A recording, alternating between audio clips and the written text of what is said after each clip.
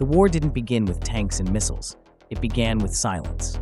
Broken treaties, missed phone calls, and lines drawn in the air. By the late 1980s, the Cold War had frayed.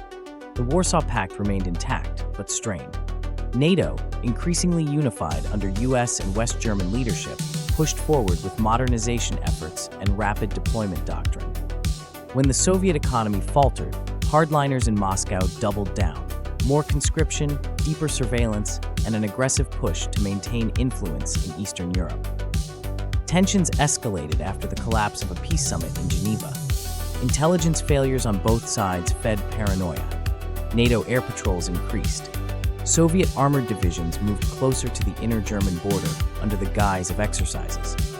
The spark came in Poland. A crackdown on pro-democracy protests in Gdańsk escalated into riots. A West German embassy was attacked. Days later, Soviet troops opened fire on a civilian convoy crossing into Czechoslovakia. NATO condemned the action. Diplomatic channels froze. Then came the ultimatum. The USSR demanded the withdrawal of NATO forces from West Berlin. It was refused.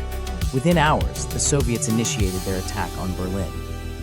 From there, the mobilizations began. Soviet front commands activated three main axes of advance. The 1st Guards Tank Army pushed through the North German Plain. The 8th Guards Army began its thrust through Thuringia toward Frankfurt.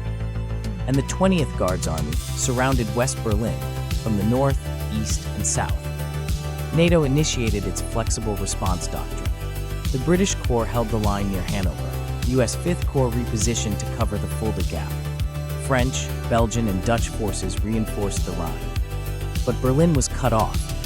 The Berlin Brigade, supported by British and French garrisons, fought in place, holding strong points across the divided city. For days, they repelled armored thrusts, airstrikes, and airborne landings. Then the 82nd Airborne dropped. Then the 3rd Armored Division advanced. What began as a standoff had become a total war across the heart of Europe.